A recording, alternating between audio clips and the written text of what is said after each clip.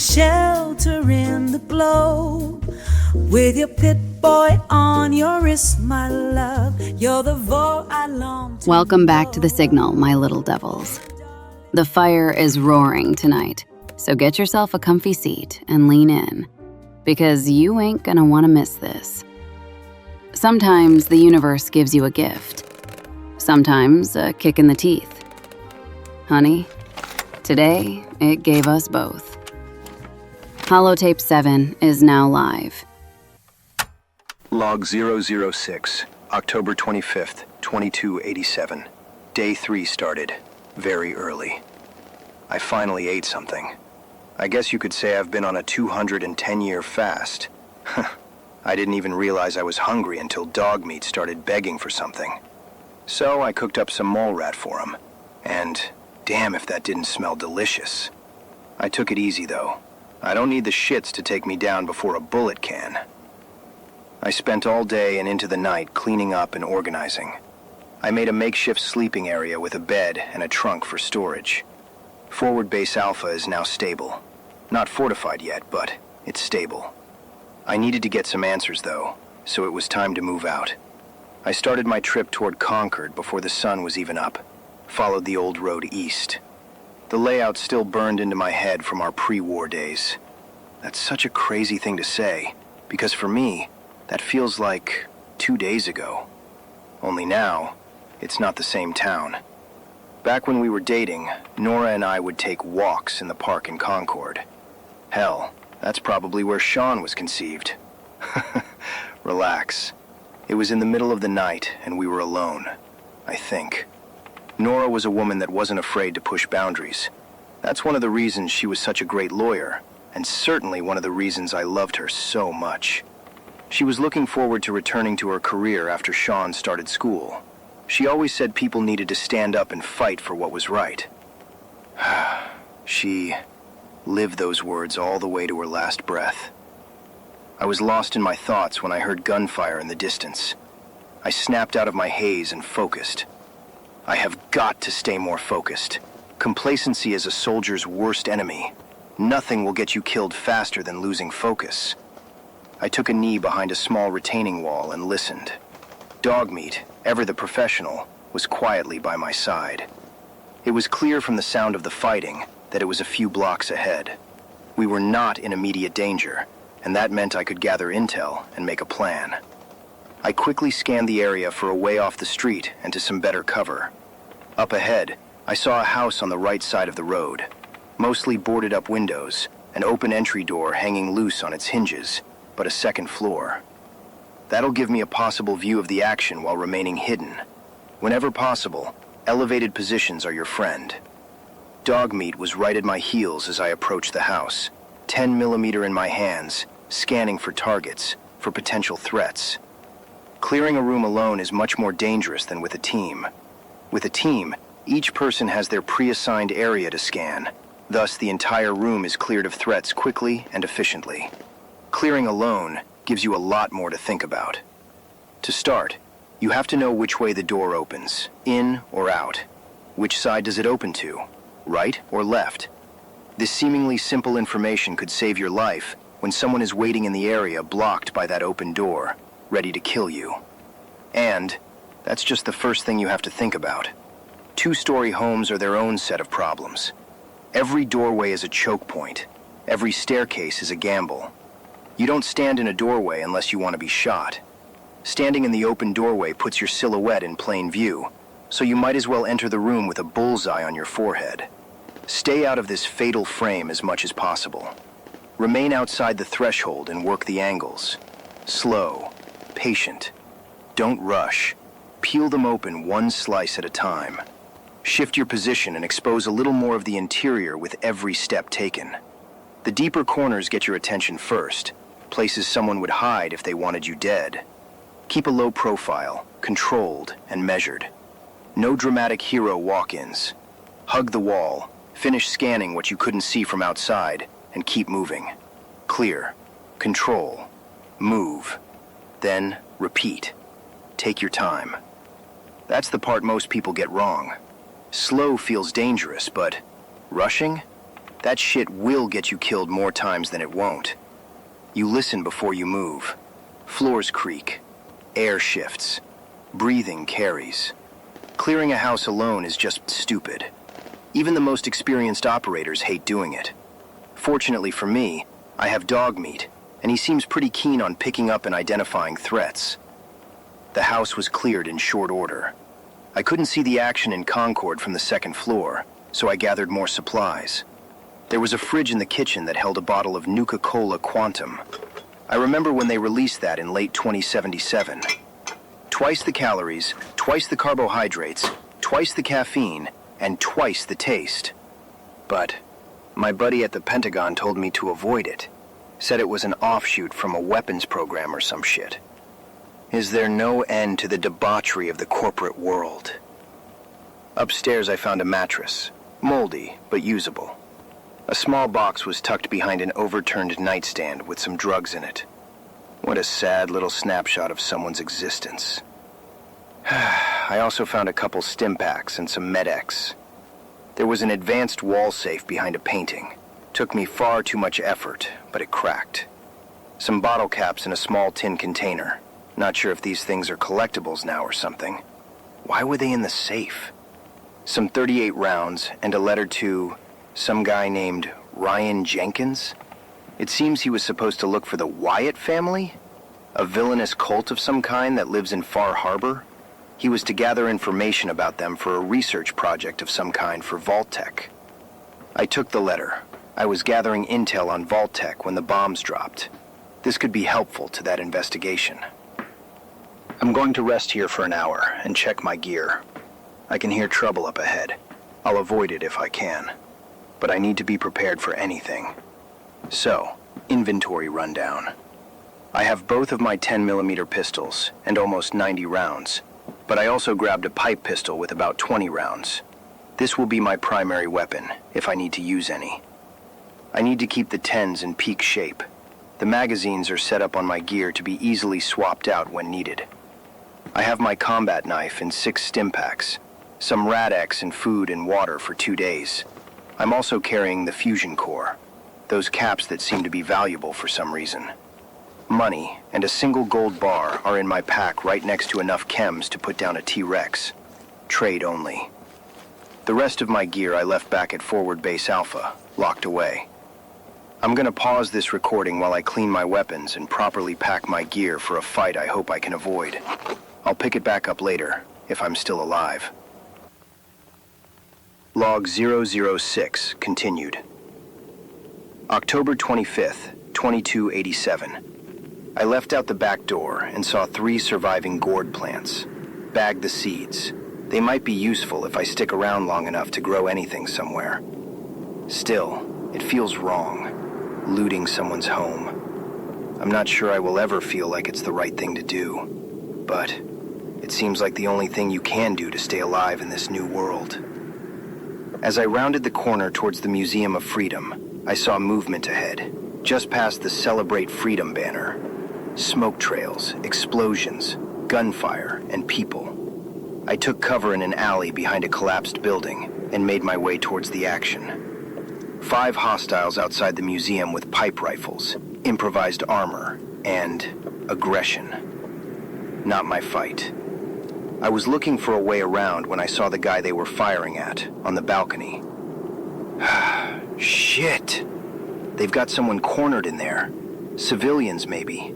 Hostages, probably. Could be a gang turf fight, though. But something told me it was bigger than that. Dogmeat was keyed in, instantly. He wanted to help, whether I was going to or not.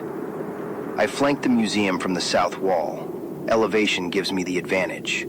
My plan was to eliminate their overwatch, then force them into the open. The raiders were keyed in on that guy on the balcony, so the first tango was easy pickings. But after his head popped from my .38 round, his buddies zeroed in on my location very quickly. Dogmeat took off like he was shot out of a cannon and just leapt on the closest raider. Teeth latched on the poor bastard's throat. It was over quickly. I shot the third one, a woman, while on the run. 2 in the chest, 1 to the face.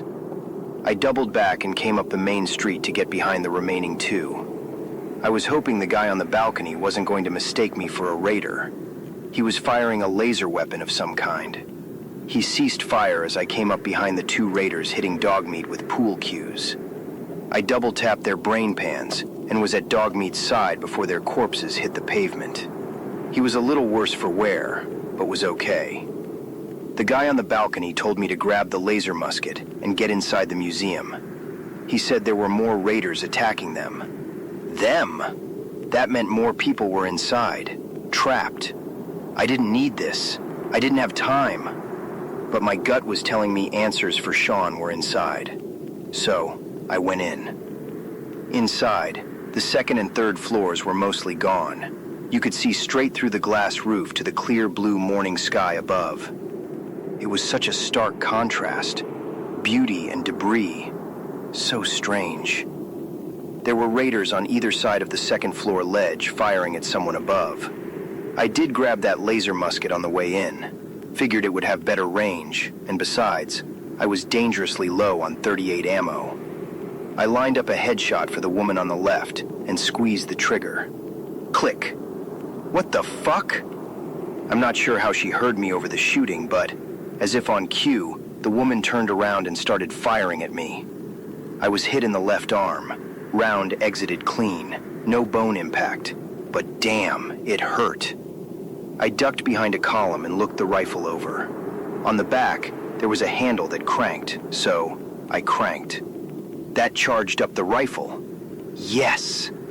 I peered out and lined up my shot once again, and zap!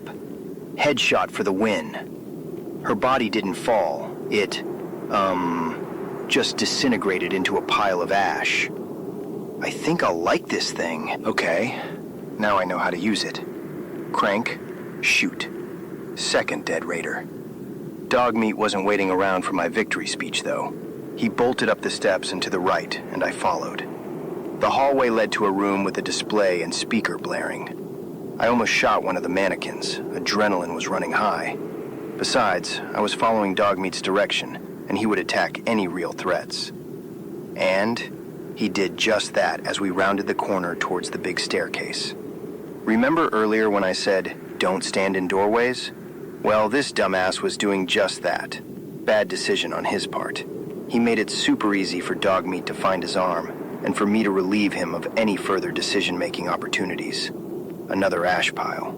I was really digging this rifle, but it's designed for range, not close quarters, and I knew from a tour of this museum that the rooms ahead were tight.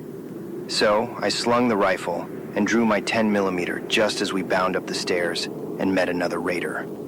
He had a pool cue. What is it with these guys and pool cues? He telegraphed the swing, which allowed me to step into it so the cue missed and went behind me, putting us face to face. At the same time, I raised my pistol in an uppercut motion to just under his chin and squeezed the trigger. If you've never done something like this before, allow me to give you some advice. Close your mouth. A bullet passing through a head at supersonic speed does massive damage and creates back pressure. Stuff inside goes out every open hole. So, if you have your mouth open, you will taste a combination of saliva, blood, mucus, and brain matter. It is vile. So, close your mouth. Anywho, we moved down a hallway and could hear an argument up ahead. One raider trying to convince the other to just leave. He should have listened. I snuck up on them and shot deaf ears in the back of the head from an opening in a broken section of wall. Dogmeat rounded the corner and took down the other as I entered the room. I shot him as I walked by. Then, we just followed the path through the broken wall until we heard one of these yahoos making ridiculous threats through a locked door. Another guy was with him asking him to just leave, and, yet again, he didn't listen. As a special operator, I'd been all over the globe fighting the worst of humankind, from Boston to China. But I have never dealt with bad guys this predictable and pathetic. As I rounded the corner, I shit you not, this asshat came at me with, wait for it, a frickin' pool cue. I put 3 10mm rounds in his face, and Dogmeat took the other one to the ground. I should have killed him, but I just watched. Waited. I'm not sure why. Maybe this guy reminded me of the piece of shit that shot Nora. Maybe I was just angry at the whole thing. I don't know. He died a slow and painful death. I'm not proud of that. The door opened and Dogmeat bounded inside, tail wagging. What the hell is it with that dog? There was a small group of people inside, and their leader, a guy named Preston, approached me. He said he was with a group called the Minutemen, but these 5 were the only ones left. Apparently, they got ambushed by a group of ghouls in Lexington. I asked him what ghouls were. He was confused, but explained them to me. Kind of sounded like a zombie to me. Great. Can't wait to meet these fellas. Preston said not all ghouls are bad, though, and that I'd know the bad ones straight away. He called them feral ghouls, and they attack on sight. Holy hell. What other evils can this apocalyptic world spit out? Whatever. It doesn't matter right now anyway. Preston said if I helped them, they could help me. I'll be honest, I wanted to punch him in his face. What the hell did he think I was doing? Did he not see the dead raiders strewn about? Was all of that not helping? But I didn't punch him. I just listened. He said they had a plan. Then some guy named Sturgis told me that there was a crashed vertibird on the roof and that there was a set of T-45 power armor next to it. The T-45 power armor was introduced in 2067 by Westtech and helped American troops fight the Chinese invasion in Alaska. I got very familiar with it while I was in the Army in Anchorage. This is the first series for power armor, and it lacks in the mobility department, but it allows you to carry much heavier weapons and offers pretty good protection, all of which I could use. Sturgis said there was a fusion core downstairs, locked behind a security gate, and nobody in their group could bypass the security terminal to access it. Their position was, if I could get the fusion core and get into the suit, the remaining raiders outside would be no problem. I wanted to tell him the raiders would be no problem anyway, but I kept my thoughts to myself. I told them I would help and set out to grab the fusion core. I didn't tell them I already had one either, because 2 fusion cores are better than 1. On my way down, I looted the bodies of the fallen raiders for supplies. I added a lot to my backpack. Some food, a spare pipe pistol, a pipe rifle, better range inside buildings, 1 double-barrel shotgun, and 3 Molotov cocktails. Ammo for all of it, plus a few .308 rounds. I so hope I find a rifle for them. Long-range sniping is my specialty. Chems, of course. These idiots do love their chems. And 2 more stim packs. Those were a great find and gave me the opportunity to fix my left arm. So I used one on the spot. They also had bobby pins, which are fantastic for picking locks, some cash, and all of them had bottle caps in their pockets. These must be of some value now. So I took them. I also grabbed a few pieces of armor that I can work into something else later. I'm not trying to look like these fools, just want the added protection is all. I made it down to the basement and pretty easily bypassed the security terminal. Now, I'm not trying to sound like a dick here, but education must not be a priority in society anymore. That security terminal was very basic to hack. It took me less than a minute, and no one in their group could do it? The world takes all kinds, but yikes. I grabbed the fusion core and headed back upstairs for that power armor. I still hadn't decided if I was actually going to help them, or if I was just grabbing the power armor and going to split. As I passed by the group, an old lady in a chair warned me to be careful of something out there, and that it was angry. Okay. Thanks, lady. I looked around at this group of misfits. They look like they've been through hell. I felt like the world's biggest asshole for even thinking about abandoning these folks. Nora would be ashamed of me. I went out on the roof and loaded up the fusion core. The power armor hummed to life. I don't know what that old lady meant, but her words, Or maybe the way she said them. Whatever is waiting for me down there, they need my help. I can't be a selfish person. This new world has too many of them already. I'm going to face whatever it is. I hope I get to tell the tale later.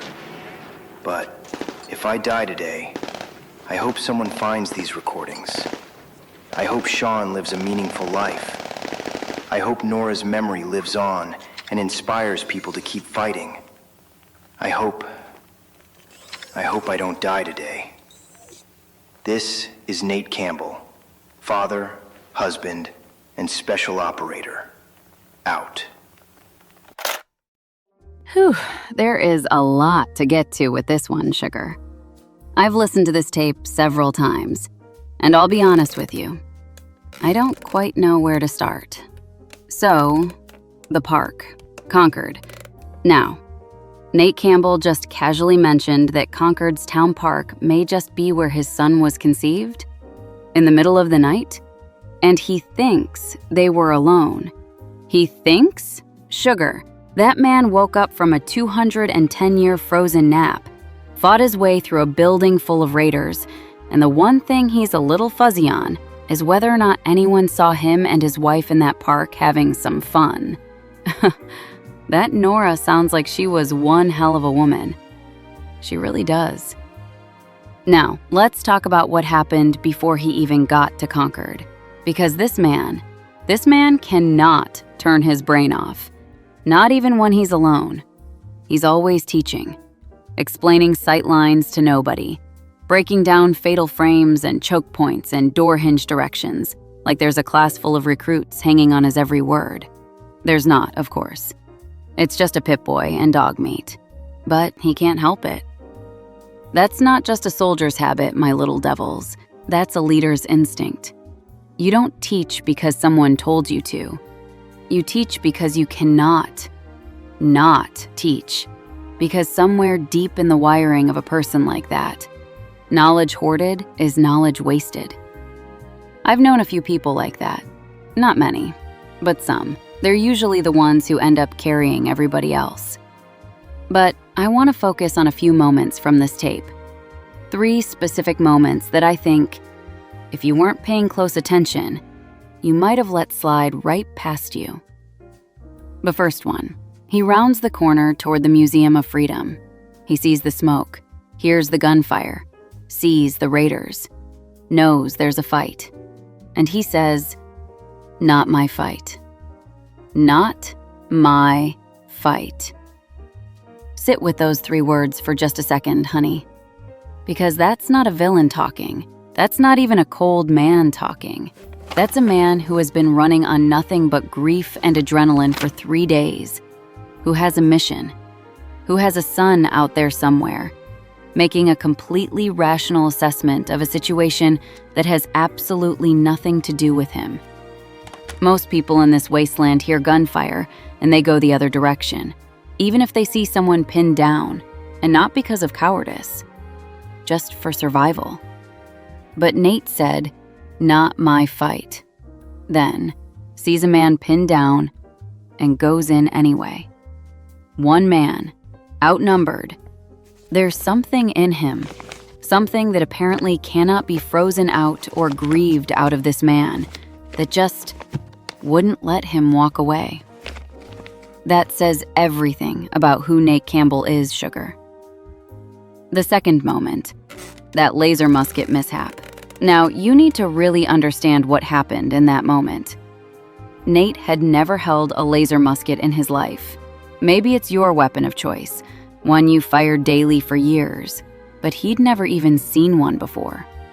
They didn't become a thing until 100 years after he was frozen solid.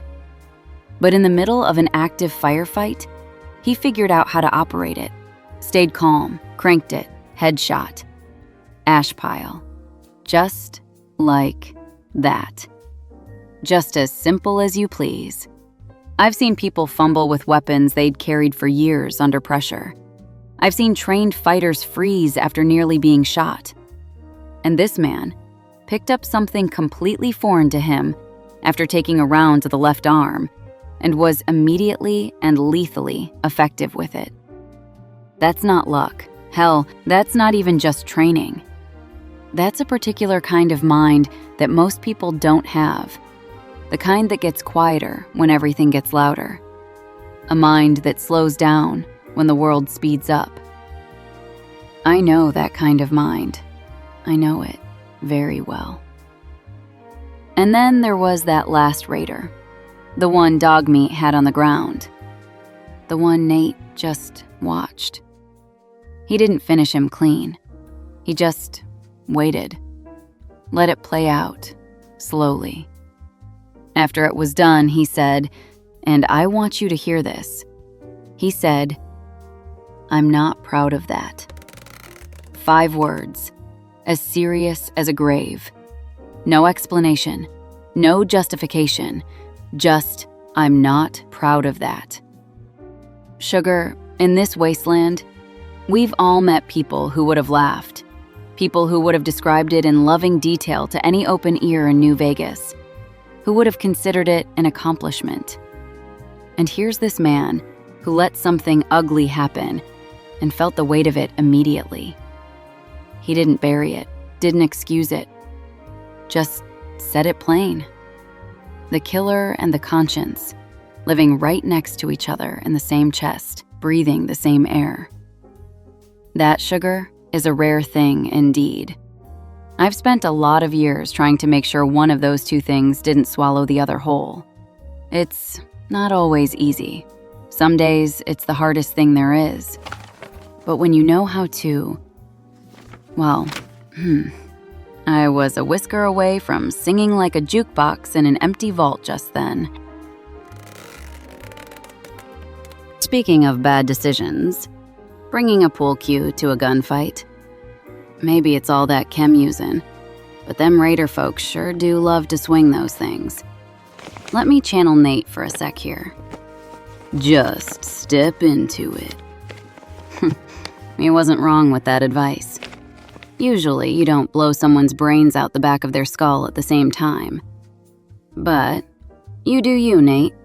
Just keep your mouth closed if you do. The Minutemen. I'll be honest, I hadn't thought about the Minutemen in a long time. Ran across a small company of them in my travels years back. Scraggly bunch. Good intentions, though.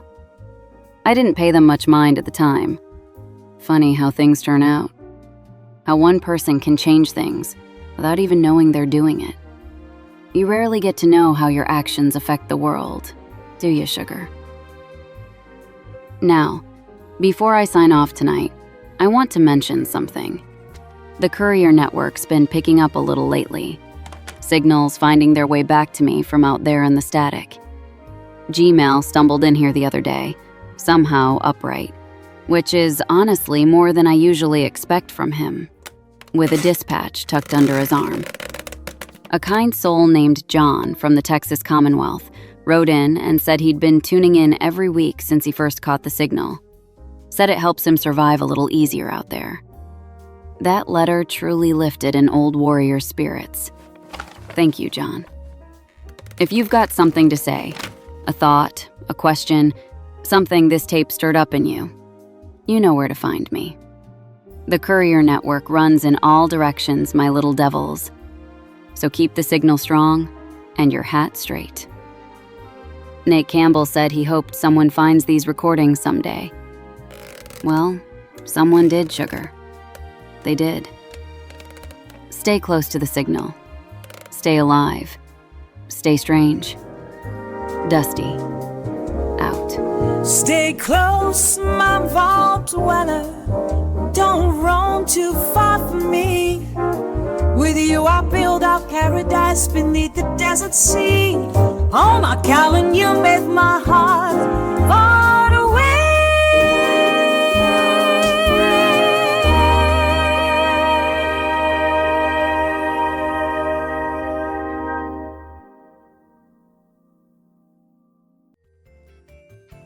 This is Garrett Klein, the one-man creative force behind the Dusty Signal podcast and the solo creator for Classic Me Studio.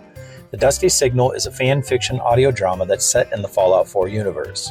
Fallout and all related properties are owned by Bethesda Game Studios, and no copyright infringement is intended. This is and always will be a free, non-commercial production. Created, written, and produced by Garrett Klein for Classic Me Studio. Voices were created using 11 Labs AI voice technology. Original song, Vaulted Heart, was created using 11 Labs music generation software. Sound design from Audio Hero, 11 Labs, and My Imagination. Genuinely thank you for listening, and I hope you're enjoying it.